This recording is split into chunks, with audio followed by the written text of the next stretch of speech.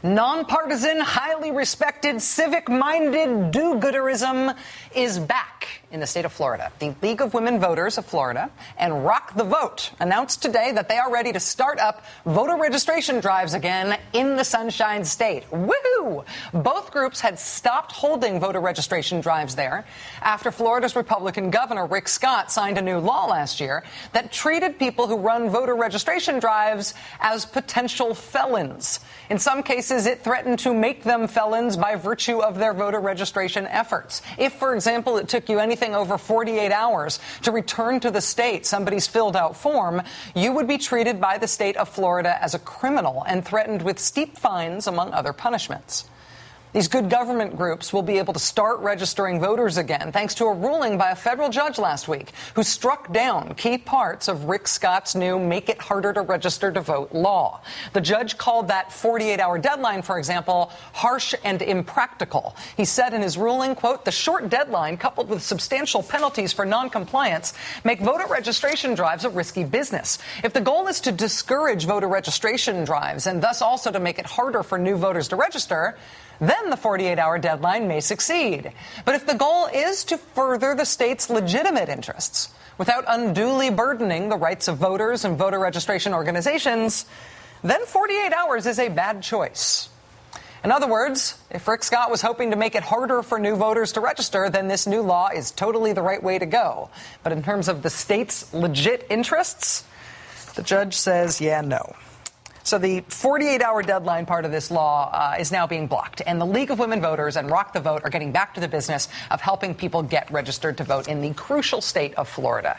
That is thanks to a judge and no thanks to the state government. But in the meantime, another voter rights issue in the state of Florida has attracted attention and potentially intervention now from the feds.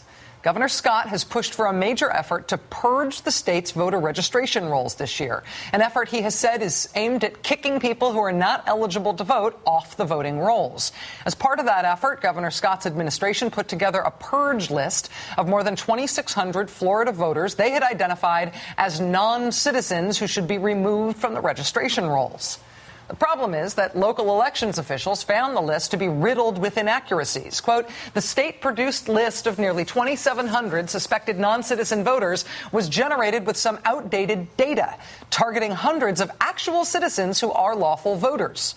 So far, no one has been purged who has not admitted that he or she is a non-citizen." That was from the Miami Herald yesterday. Today, the Orlando Sentinel reported on the statistical infrequence of voter fraud in the state, which, remember, is the whole reason Rick Scott claims he needs to purge the voter rolls ahead of this year's presidential election. In the Orlando Sentinel, the quote is, "Notwithstanding the concerns of Scott and Republican legislators, state records show that voter fraud simply hasn't been a problem for the past decade." One longtime county election supervisor told the paper that fraud simply isn't much of an issue. Quote, "You are more likely to walk out of your office and get hit by a bolt of lightning." Late last week, the Civil Rights Division of the Justice Department told Florida to stop purging voters off its registration rolls, saying the purge appeared to violate the Voting Rights Act as well as the National Voter Registration Act. That letter was sent to the state of Florida on Thursday of last week. The Justice Department gave the state until today to respond to that letter, and today Governor Rick Scott's administration did respond. They are not agreeing to the Justice Department's request that the state stop their quest to kick people off the state's voter rolls. They say they respectfully disagree with the Justice Department on the whole "it's illegal" allegation. They say they refuse to stop the voter purge process. They accuse the federal government of being the one who's really violating federal law here, the old "I'm rubber, you're glue" tactic. And they are demanding a response from the Justice Department to their own letter by Monday.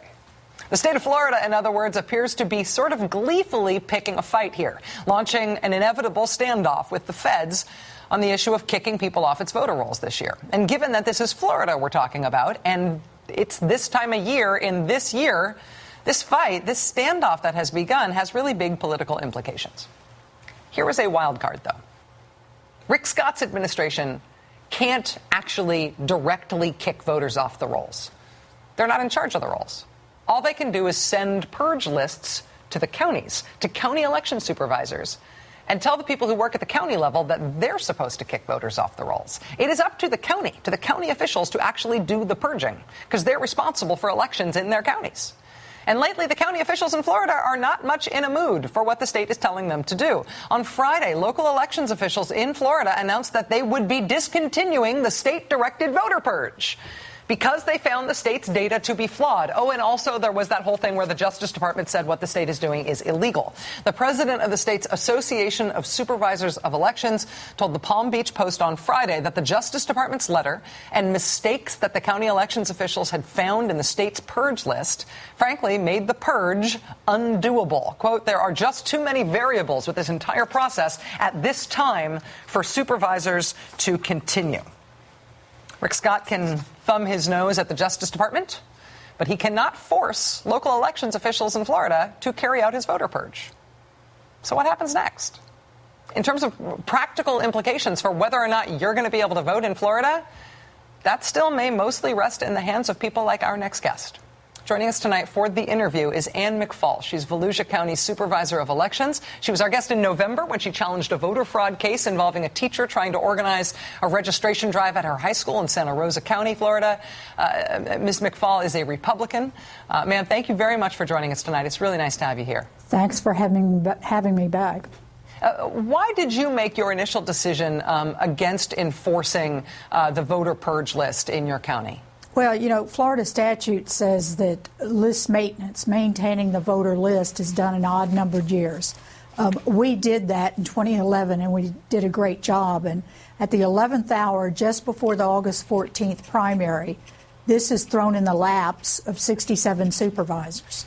Of the 2,700 names that were thrown out there statewide, there were just 15 in Volusia County. We started contacting these 15. Of the 15, the first two, one was in the military overseas. I am not going to write that person a letter saying you have to be removed from the rolls. The second one proved that she was indeed and always has been a U.S. citizen.